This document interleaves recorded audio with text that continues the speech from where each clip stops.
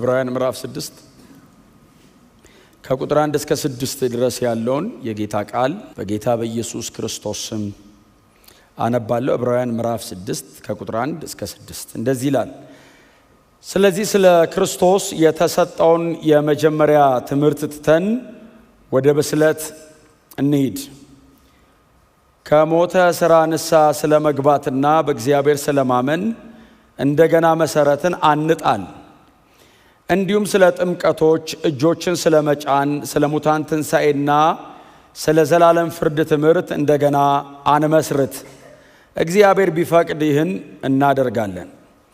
አንድ ጊዜ ብርሃን የበራላቸውን ሰማያዊውን ስጦታ የቀመሱትን ከመንፈስ ቅዱስ ተካፋዮች የሆኑትን መልካሙን የእግዚአብሔር ቃልና የሚመጣውን ዓለም ኃይል የቀመሱትን በኋላ ግን የካዱትን እንደገና ወደ ንስሐ መመለስ አይቻልም። ምክንያቱም እነርሱ ለገዛ ጥፋታቸው የእግዚአብሔር ልጅ እንደገና ይሰቅሉታል ያዋርዱታልም። ዕብራውያን ምዕራፍ 5 ላይ ባለፈው ሳምንት አይደል የተጀመረ ሐሳብ አለ። ይኸው ምዕራፍ 6 ላይም ቀጥሏል። ምዕራፍ 6ም ላይ ቀጥሏል። ይሄ ሰው በጣም ጠንከር ያለ ነገር ሊያነሳላቸው ስለፈለገ ወደሚቀጥለው ነገር ሰዎቹን ጎትቶ ለማምጣት የሚቀጥለው ነገር በጣም በፍጹም ነፃነት ማውራት ስለፈለገ ሰዎቹን እየሳባቸው ነው አይደል፣ እየጎተታቸው ነው። ወደሚቀጥል ነገር አለ ማውራት የፈለገው ነገር አለ። በጣም ጠንካራ ነገር መናገር እፈልጋለሁ ይላቸዋልና የሚቀጥለው ነገር ለማውራት ግን ብሎ እነሱን እያመቻቸ እያስተካከላቸው ነው እና ጆሮአቸውን እያስተካከለ ልባቸውን እያስተካከለ በጣም አቲቲዩዳቸውን እያስተካከለ ነው። ምዕራፍ 5 ላይ ምዕራፍ 6ም ላይ እንደገና ቁጥር 1 ላይ ምን ብሎ ነው የሚጀምረው? ስለዚህ ስለ ክርስቶስ የተሰጠውን የመጀመሪያ ትምህርት ትተን ወደ ብስለት እንሂድ አይደለም የሚለው። ስለዚህ ስለ ክርስቶስ የተሰጠውን የመጀመሪያ ትምህርት ትተን ወደ ብስለት እንሂድ። የመጀመሪያ ትምህርት አያስፈልግም አይደለም እያለ ያለው። የመጀመሪያ ትምህርት አያስፈልግም እያለ አይደለም ያለው። የመጀመሪያ ትምህርቱን እሱን ይዛችሁት ሁልጊዜ እዛ የመጀመሪያ ትምህርት ላይ አትመላለሱ ነው እያለ ያለው። ስለዚህ ወደሚቀጥለው ነገር እንሂድ ነው፣ ወደ ብስለት እንሂድ ነው ያለው። ያንን እርሱት፣ ያንን ተዉት። ያ አያስፈልግም አይደለም ትምህርቱ። መሰረት ያስፈልጋል፣ ግዴታ ነው። መሰረት ላይ ግን ድጋሚ አይመሰረትም። መቼስ በእውነት የሚሰራ ቤት ላይ አሁን ይሄ ቤት ሲሰራ መሰረት የመመስረቱ ስራ በጣም መሰረታዊ ነው፣ በጣም አስፈላጊ ነው። ምንም አይተካም የመሰረት ስራ ግን ሁልጊዜ የመጀመሪያ ስራ ነው። ቀጣይ ደግሞ ስራ አለ። ወደ ብስለት ደግሞ መሄድ አለብን። ወደ ብስለት የሚለው ቃል ወደ ፐርፌክሽን ማለት አይደለም ትርጉሙ። ወደ ብስለት የሚለው የመጀመሪያውን ሽሮ ወደሚቀጥለው ነገር መሻገርን የሚያመለክት አንድ የግሪክ ቃል ይጠቀማል። ቴላቲዮስ የሚል አንድ የግሪክ ቃል ይጠቀማል። ፐርፌክት ማድረግ ማለት ሳይሆን ማቹር ማድረግ። መሬት ላይ በዘላለም ውስጥ መሬት ላይ ወደ ፍጽምና አይመጣም፣ ወደ ብስለት ግን ይመጣል። የመጀመሪያን ነገር ሽሮ የመጀመሪያን ነገር ትቶ ማቹር ወደ ማድረግ ግን ይመጣል። ስለዚህ የዚህ ደብዳቤ ጸሐፊ ምዕራፍ 5 ላይ ባለፈው ሳምንት ተናግሬያለሁ። በጣም ጠንካራ ነው። ለምንድን ነው የጠነከረባቸው? የሚቀጥለው ነገር በጣም መሰረታዊ ነው። የሚቀጥለው ነገር በጣም የጠለቀ ነው። እያነሳ ያለው ነገር ቀላል አይደለም። ምናልባትም ደግሞ በጣም ሎፍቲየስት የሆነ ምን ማለት በጣም አልፊ የሆነ ነገር ሊያነሳ ነው። ጥግና ጥግ አያይዞ የሚያጨቃጭቅ ነገር ሊያነሳ ነው። የጠነከረ የበሰለ ነገር ሊያነሳ ነው። አድማጭና ተደራሲያኑ ደግሞ አይሁዳውያን ናቸው። ስለዚህ እናንተ ስለ ክርስቶስ የሰማችሁት የመጀመሪያ ትምህርት አለ። አዎ እሱን እለፉትና ወደ ብስለት እንሂድ። ጎናቸው እርሱ በጣም በትትና ወደ ብስለት እንሂድ በሉት። ወደ ብስለት ሂድ አይደለም የሚለው እንሂድ ነው። አንድ ላይ ስለሆነ የቸርች ነው። የሌቭል ጉዳይ ነው እንጂ ሁላችን መሻር ያለብን ነገር አለ። ምናልባት ትላንትና የመጣ ሰው ትላንትና ስለመጣ ገና ብዙ ነገር ስለማያቅ የሚሽረው የልጅነት ጠባይ ሊሆን ይችላል። አንዳንዶቻችን ደግሞ ከዛ ትንሽ ፈቀቅ ያለ ልንሆን እንችላለን። ግን በእግዚአብሔር ቤት ውስጥ እድገት አያቆምም፣ ብስለት አይቋረጥም። በቃ በስሏል ጨርሷል ተብሎ ተመርቆ የሚያቆም የለም። እድገት አቁመሃል ማለት መሞት ጀምረሃል ማለት ነው። I am complete ያልክ ቀን የለህም። በእውነት ምንም እኛ ከፍነን መቅበር የለብንም። አንተን መሞት ጀምሬያለሁ ማለት ነው። ማጥናት ካቆምኩኝ፣ መጸለይ ካቆምኩኝ፣ መንፈሳዊ ነገር ላይ አክቲቭ መሆን ካቆምኩኝ፣ ይሄንንም ማቆመው እንደ ጨረስኩ ተሰምቶኝ ከሆነ አብቅቷል ከዚህ በኋላ ምን አለ ያልኩ ቀን፣ በልሳን ጸልየ ትንቢት ጨምረህበት አጋንንት የወጣ ቀን፣ ቀና ብለ ሰው አልሰማም ያልክ ቀን በእውነት የጊዜ ጉዳይ ነው። በአካል ባትሄድም እውነቴን ነው። በጣም ስለምወዳችሁ ነው እውነትም ነገራችሁ። መንፈሳዊ ዓለም ደግሞ ብዙ ጊዜ በባህሪው ያለቀ ይመስላል፣ የጨረሳችሁ ይመስላችኋል። አጠገባችሁ ካለ ሰው ጋር ተከሻ ትለካኩና ምን ያውቃል እሱ እኔ እንትንን እኮ በእንትን በኩል እኮ አውቃለሁ፣ እንትንን በእንትን አጥንቼዋለሁ እንላለን። ኖ ሁል ጊዜ ብስለታችን ማቹር ማረጋችን የሚለካው ከክርስቶስ አንፃር። የጳውሎስ አልቲሜትሊ ከፊቱ የሚያስቀምጠው ፎከስ አድርጌ እሄዳለሁ፣ ያንን እየሻርኩ ሌላ ለመያዝ፣ ይሄን እየተወኩ ሌላ ለመያዝ የሚለው ክርስቶስን ነው። ሲኒየር የለውም አለው። ጴጥሮስ ሲኒየሩ ነው፣ ዮሐንስ ሲኒየሩ ነው። በጣም ብዙ ከሱ የቀደሙ አሉ። ሮሜ ላይ ጽፏል፣ ከኛ የቀደሙ ሐዋርያት ብሎ ጽፏል አሉ። ባይዘው ጴጥሮስ ምናምን ብቻ እንዳይመስላችሁ፣ ሮሜ ላይ በስም አስቀምጧቸዋል። የቀደሙ በእምነት የሚቀድሙን ይላል። የሉትም አሉት ሲኒየሮች። አልቲሜትሊ ግቡ የት ጋር? ኢየሱስ ጋር ክርስቶስን እስክንመስል ነው የሚለው። ስለዚህ ይሄ ሰውዬ ካልሞተ በቀር እድገት አያቆምም። መኖር ጨርሶ ወደ ጌታ ሲሄድ ነው ጳውሎስ እድገት የሚያቆመው። መሬት ላይ እስካለ ድረስ የእግዚአብሔርን ቃል ያጠናል፣ ይጸልያል፣ ይተጋል፣ ይሽራል የነበረበትን። በጣም ኢንስፓየር ስለሚያደርገኝ እኔ ብዙ ጊዜ ስለ ጳውሎስ እነግራቸዋለሁ። የመጨረሻ ደብዳቤው አይደል የሁለተኛ ጢሞቴዎስ ምዕራፍ 4 ላይ አንተ ጋራ ያለውን በርኖሱንና ጥቅልሉን ላክልኝ እኮ ያለው። ምን ይሰራለታል? ጥቅልል ኦሬዲ ወደ ጌታ ለሄድ እንደሆነ እሱም እርግጠኛ ነው። ሩጫ ጨርሻለሁ፣ ሃይማኖት ጠብቄያለሁ፣ መልካም ገድል ተጋድያለሁ፣ ወደ ጌታ መሄዴ ነው ብሎታል እኮ። ምናልባት ላደርስብኝ ትችላለህ፣ ልምጣ እንኳን ብትመጣ ደስ ይለኛል፣ ግን ላደርስብኝ ትችላለህ። ለምን? አንተ እስክትመጣ እኔ ቀድሜ ልሄድ እችላለሁ። ምናልባት ስትመጣ ባታገኘኝ በእግዚአብሔር ቤት መኖር እንዴት እንዲገባ ጽፍልሃለሁ። ጳውሎስ ወደ ጌታ ሊሄድ እንደሆነ እርግጠኛ ነው። ወደ ጌታ ሊሄድ እንደሆነ እርግጠኛ ሆኖ ምንድነው አምጡ የሚለው? ጥቅልል። ለምን? ሊያነብ። ጳውሎስ የደረሰበት መንፈሳዊ ደረጃ ብዙዎቻችንን የሚያስቀና፣ በጣም ብዙ ጊዜ የምናጠናው፣ የምንጸልየው፣ የምንተጋው ይሄ ሰው የደረሰበት ቦታ ለመድረስ ሊሆን ይችላል። ይሄ ሰው የራሱ ምን ይላል? እዚህ ሁሉ ጋር ደርሶ ጥቅልሉ ላክልኝ። ስለማያውቀው ነው፣ ያውቀዋል። ስላላነበበው ነው፣ እሱ አንብቦት ነው ለጢሞቴዎስ የሰጠው። እና ደግም ያነበዋሉ። ለምን? እድገት አይቆምም። እስክሞት አጠናለሁ፣ እስክሞት ከእግዚአብሔር ቃል ጋር ህብረት አለኝ፣ እስክሞት ድረስ እጸልያለሁ። ምንም የማያውቅ ሰው ነው የጨረሰ የሚመስለው። የምታውቁ ከሆነ በእግዚአብሔር ቤት ውስጥ እንደማታውቁ ነው የምታውቁት። ወደ ጌታ ስትጠጋ ከበራል ጥቂት ብርሃን ይልቅ በጣም ብዙ የሚቀር ነገር እንዳለ በደንብ አንደርስታንድ ታደርጋለህ። ዴብዝ መጨመር ያስጨንቅሃል። ርዕስ ላይ ያስጨንቅ ይችላል። ርዕስ ኦልሬዲ ኢየሱስ ሊሆን ይችላል። ኢየሱስ ላይ ያለ ጥልቀትን መጨመር ግን የሁል ጊዜ አሳይመንት ነው የሚሆነው። እንደግ፣ እንለወጥ፣ እንሂድ። ወዴት? ወደ ብስለት፣ ወደ ፐርፌክሽን አይደለም፣ ወደ ብስለት፣ ማቹር ወደ ማድረግ እየሻርክ መሄድ አለብህ። ናቹራል ነው ልጅነትን መሻር። ሚራክል አይደለም ልጅነት መሻር፣ ናቹራል ነው፣ ፕሮሰስ ነው። በህይወት ያለ ሁሌ ይሽራል። ተአምር አይደለም ልጅነትን መሻር። ልጅ ሆኖ መኖር ነው እንደውም ተአምር። አለማደግ ነው ምትሃት። እንዴት አያድግም? እውነቴን ነው የምነግራችሁ። በጣም መታገስ የሚያቅት ነገር ምን እንደሆነ ታውቃላችሁ?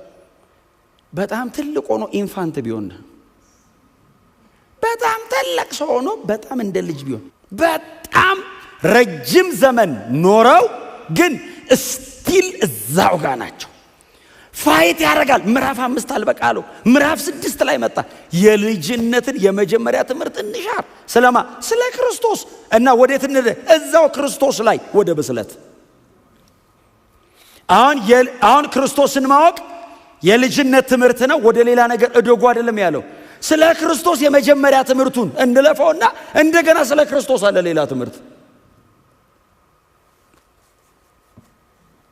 ክብር ለእግዚአብሔር ይሁን። ከዛ ምንድነው የሚለው? በጣም ደስ ይለኛል ባይዘው ስለ እድገት ማውራት።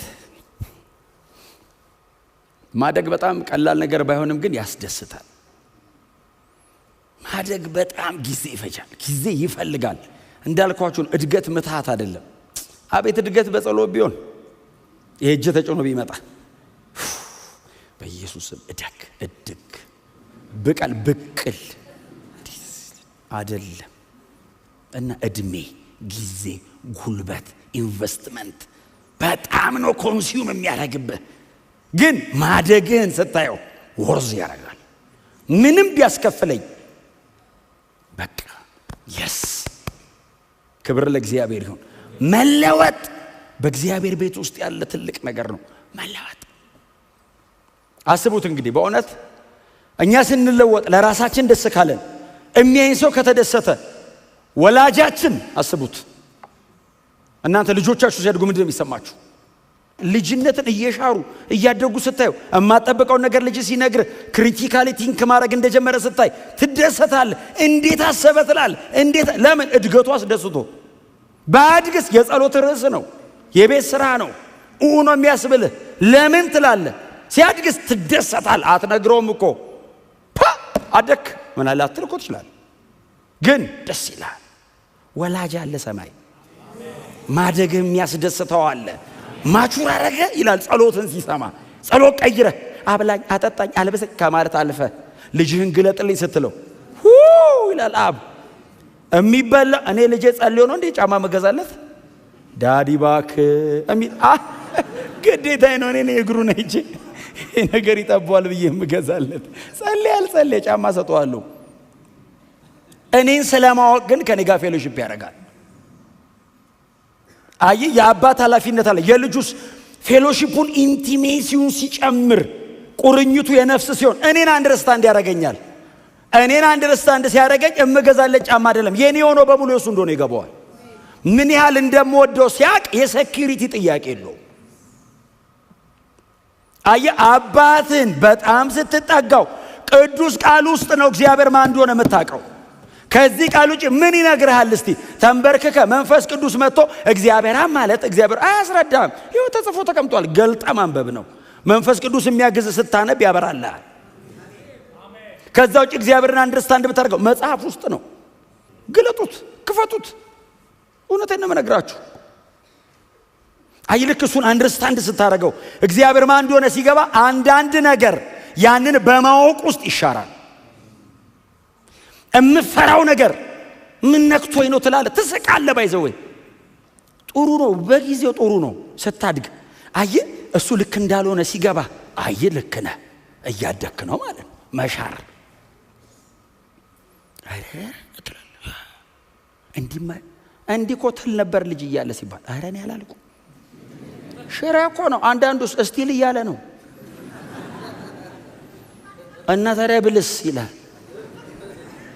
ሻሩ አሜን በሏ። በጣም ነው የምወዳችሁ። እንዴ እደጉ ግን እንዴ እደጉ፣ ተለወጡ፣ ቀይሩ፣ መልካችሁ ይቀየር፣ ወደ እግዚአብሔር ኑ፣ ምሰሉት። እስቲ አሜን በሏ።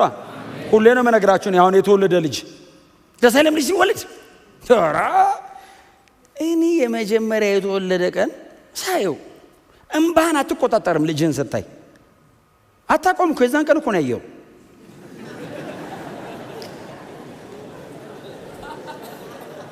እንዲህ ሳየው ኦ ማይ ጋድ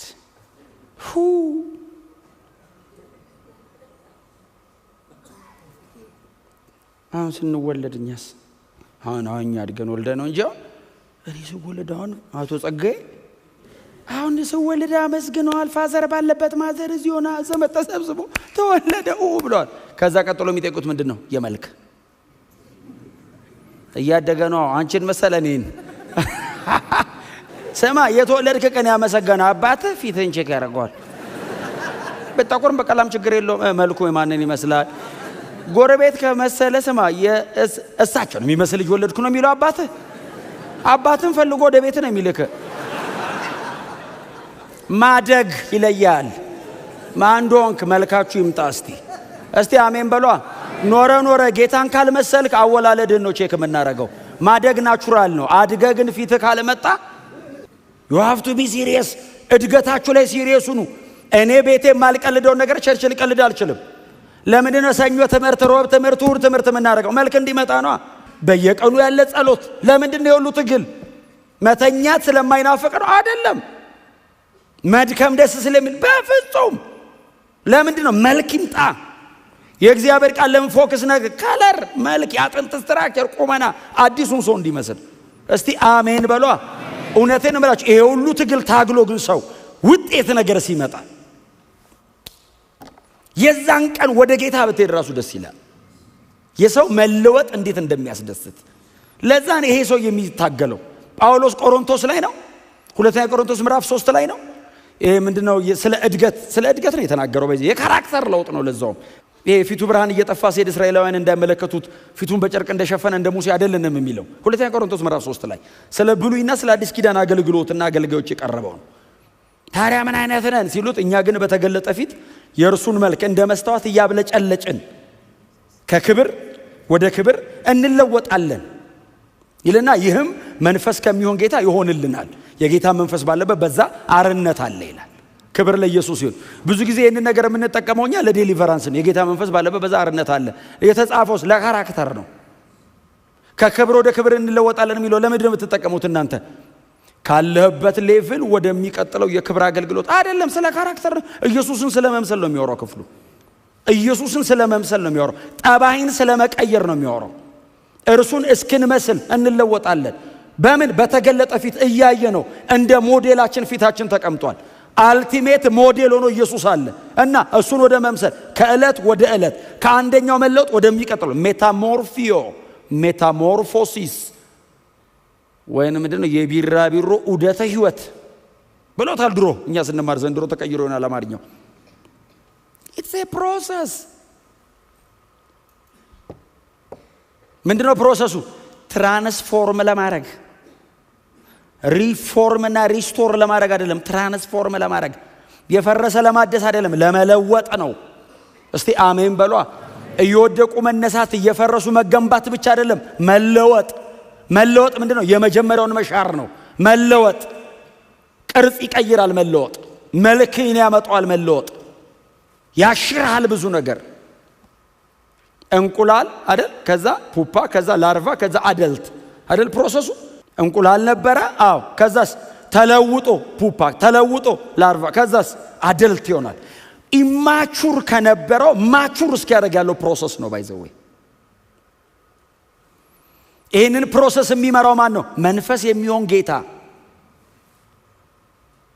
ትራንስፎርሜሽኑ የሚከናወነው መንፈስ በሚሆን ጌታ። እኛስ እናየዋለን፣ እያየነው። ዋው ኢየሱስ ትሑት ሆኗል። አዎ ትለወጣለህ። ኢየሱስ በንጽህና ኖሯል። ትለወጣለህ።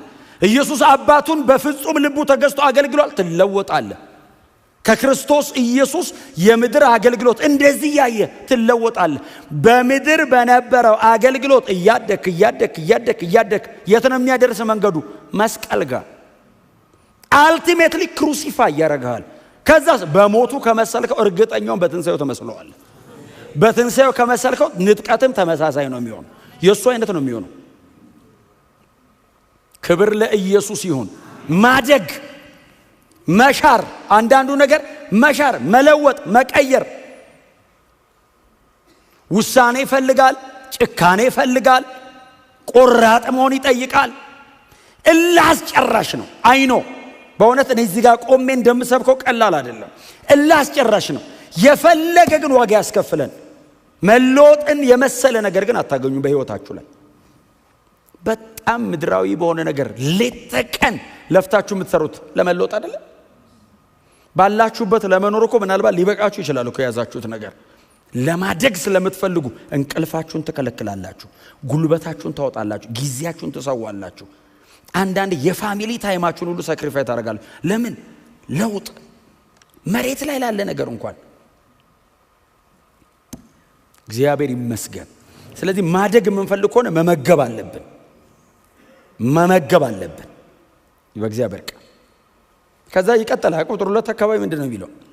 ስለ ጥምቀት፣ እጅ ስለ መጫን፣ ስለ ሙታን ትንሣኤ አይደለም የሚለው? ደግመን አንመስርት የሚለው ከሞተ ሥራ ንስሐ ስለ መግባት፣ በእግዚአብሔር ስለ ማመን፣ እንደገና መሰረት አንጣል፣ ስለ ጥምቀቶች፣ እጆችን ስለ መጫን፣ ስለ ሙታን ትንሣኤ፣ ስለ ዘላለም ፍርድ ትምህርት እንደገና አንመስርት።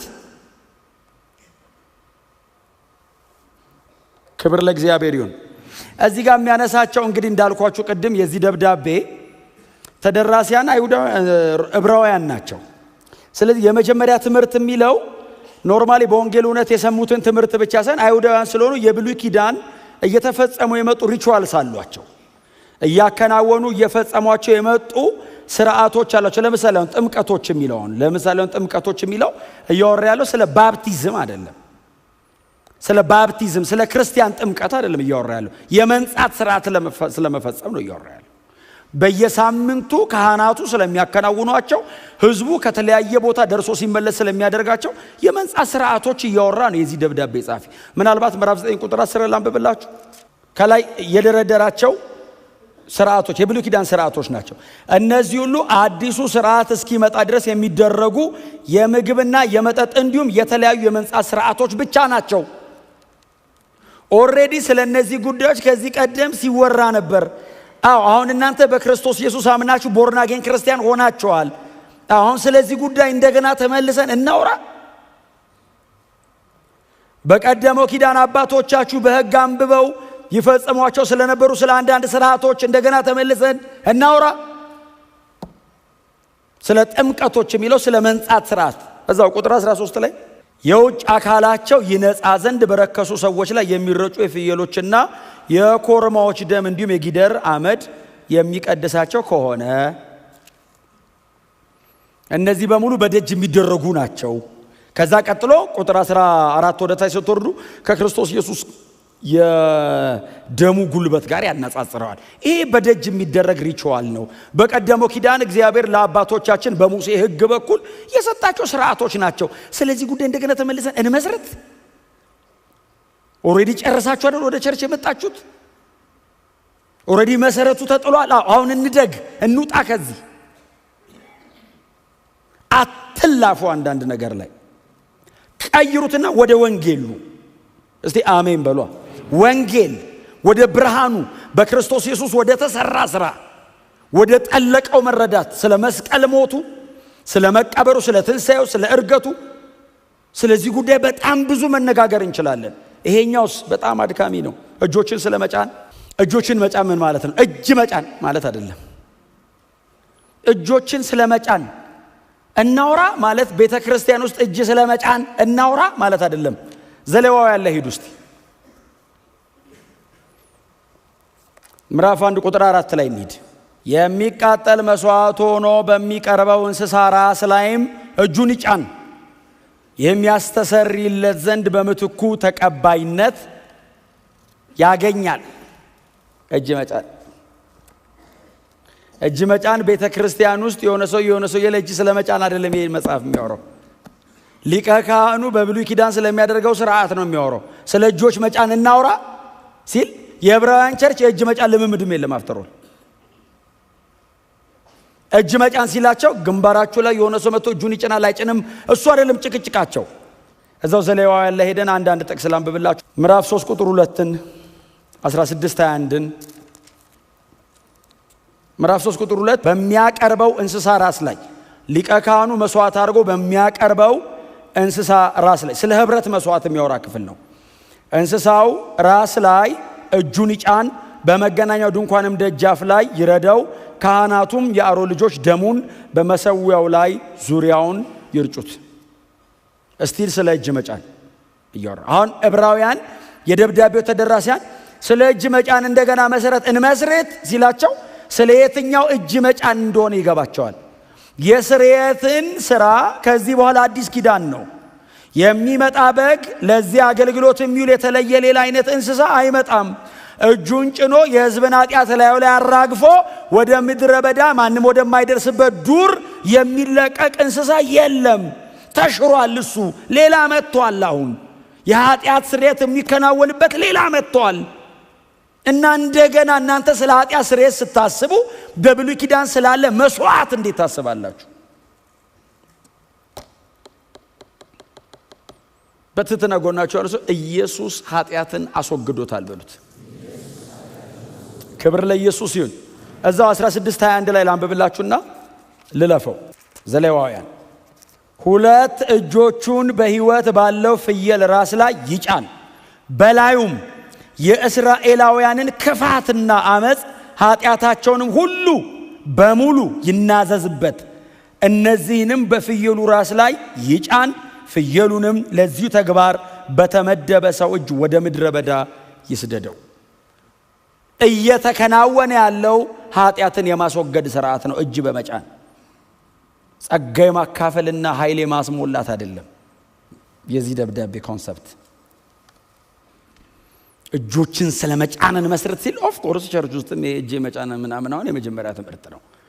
አፍተሮ ለማታውቁት ዝም ብሎ እጁን አይጫነባችሁ። ግን ስሙን፣ ይሄኛው ግን የሚያወራው ኃጢአት ስለማስወገድ ነው።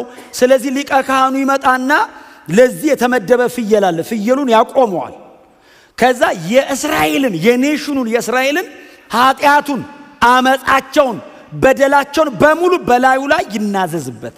በድለናል፣ ገለናል፣ ዋሽተናል፣ ሰርቀናል፣ ከአምላካችን ከእግዚአብሔር ውጪ ሌላ አምላክ አምልከናል እያለ የሕዝብን ኃጢአት ላዩ ላይ እጁን ጭኖ ያስተላልፋል። ያስተላልፍና በሙሉ በደሉን በላዩ ላይ ካደረገ በኋላ ለዚህ ሥራ በተመደበ በአንድ ሰው በኩል አድርጎ ወደ ምድረ በዳ ይልከዋል። በደላቸው እንደዛ ከሕዝቡ ይራቅ እያለ ነው። አሁን የኃጢአት ስርየት በዚህ በኩል አይመጣም እና ይሄ ተሽሯል፣ አልፏል። ይሄ መሰረት ነው ለሚመጣው ነገር። እግዚአብሔር መንገድ ኦሬዲ እየጠረገበት የነበረበት ጉዳይ ነው። እግዚአብሔር የኃጢአት ስርየት እንደሚያመጣ አስቀድሞ እግዚአብሔር መንገድ እየጠረገ ነው። የመሰረት ስራ ነው ይሄ አያስፈልግም አይደለም፣ ተሽሯል። ይሄማ እኮ አስፈልጓል። በጊዜው አገልግለውበታል። እስራኤላውያን እንደ ኔሽን አገልግለውበታል፣ ተገልግለውበታል። አሁንስ ሽሮታል።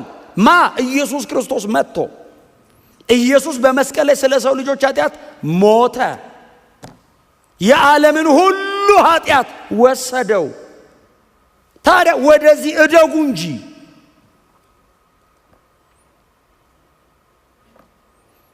በመጸለይ ብዛት ኃጢአቴ እንደሚሰራ የማስብ ከሆነ እዚህ ፍየል ላይ እጅ እንደመጫን ነው። ኢየሱስ ነው ኃጢአቴን የሚያስወግደው። እስቲ አሜን በሏ። ይሄንን አይምሮአችሁ ውስጥ አስቀምጡ። በማከናውናቸው ክንውኖች እግዚአብሔር በደልን ይደመስሷል እንዳትሉ። እግዚአብሔር ኃጢአት ማስወገጃው ልጁ ብቻ ነው። ከኢየሱስ ውጪ ሌላ ኃጢአት ማስወገጃ ለመተካት የሞከርኩ ቀን እያጠፋው ነው ብዙ ጥፋት። የልጁን ደም እያቃለልኩት ነው ማለት ነው።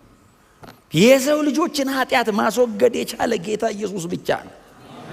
ኃጢአቴን በሙሉ ወስዶታል። ተናዝጃለሁ፣ ማረኝ አልከው፣ እጅን አንስታ ወሰደው። እና እንዴት ወደዚህ እንመለሳለን? ክብር ለእግዚአብሔር ይሁን። እጆችን ስለመጫን እንዴት እንመለሳለን? ስለ ሙታን ትንሣኤ፣ የሙታን ትንሣኤ ባይዘው አዲስ ኪዳን አይደለም። ባይዘው ለአዲስ ኪዳን መንገድ የሚጠርጉ የብሉይ ኪዳን ትምህርቶች ናቸው እነዚህ። ኢዮብ ስለ ሙታን ትንሣኤ ያለው ነገር አለ። ኢዮብ 19:25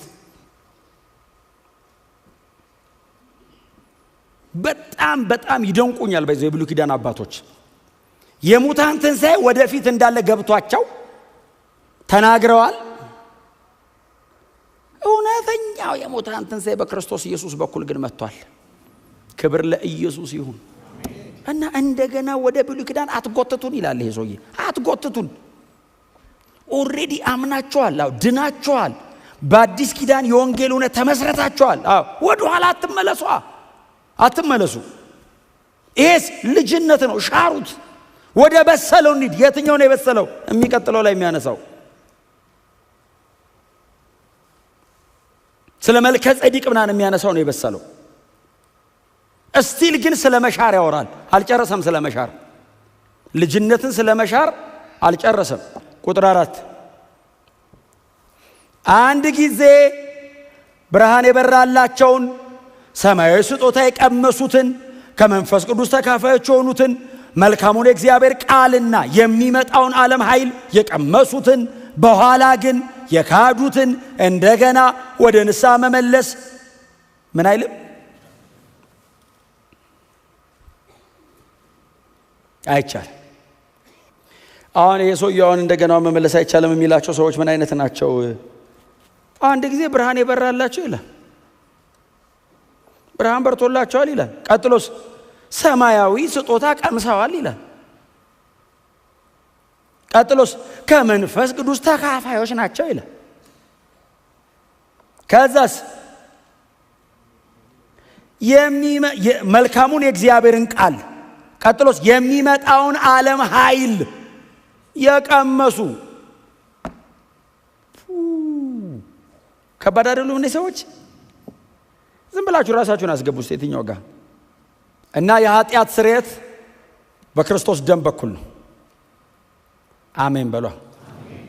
የኃጢአት ስርየት በፍየል በኮርማ በጸሎት በምናምን በሪቹዋልስ በጣም ደጋግሞ መሬት ላይ በመንከባለል በመቧጠጥ ራስን ስጋ እንዲህ በመቦጫጨቅ የኃጢአት ስርየት የለም። የኃጢአት ስርየት ያለው በክርስቶስ ኢየሱስ በኩል ነው። በፈሰሰው ደም እግዚአብሔር የሰው ልጆችን ኃጢአት ያስወግዳል። በቃ ኦሬዲ እግዚአብሔር ከኃጢአት ጋር የነበረውን ጉዳይ በልጁ በኩል በመስቀል ላይ ጨርሷል። ሰው ሲበድል እግዚአብሔር በየጊዜው የሚያቀርበው መስዋዕት የለውም። ኢየሱስ ለአንዴና ለዘላለም መስዋዕታችን ሆኖ በእግዚአብሔር ፊት ቀርቧል። የቀረበው ደግሞ ቅድም እንደዘመር ነው የራሱን ደም ይዞ ገብቶ ነው እና ወደ ኋላ አትመለሱ። ይሄ ለማን የተባለው? ቸርች ውስጥ ላሉ ሰዎች በክርስቶስ ኢየሱስ አምነው ዕብራውያን ናቸው፣ ግን ቦርናጌን ክርስቲያኖች ከጌታ ከኢየሱስ ወደ ይሁዲነት እንደዚህ ሲጎትቷቸው ኖ ይላል እዚህ ደብዳቤ ጻፊ። ኖ በዛ ውስጥ የዘላለም ሕይወት የለም፣ በዛ ውስጥ ድነት የለም እና ኑ ወደዚህ ወደ ክርስቶስ ኢየሱስ ወደ በሰለው ነገር ይልና አንዳንዱን ጉዳይ ከመካድ ጋር ያያይዘዋል። አለማወቅ ብቻ ሳይሆን መካድ ጎናቸው ያለው የኃጢአት ስርየት በአንተ መንፈሳዊ ልምምድ ውስጥ የለም በሉት። ደግማችሁ ነገሩት። የኃጢአት ስርየት በክርስቶስ ደም ውስጥ ብቻ ነው ያለው በሉት።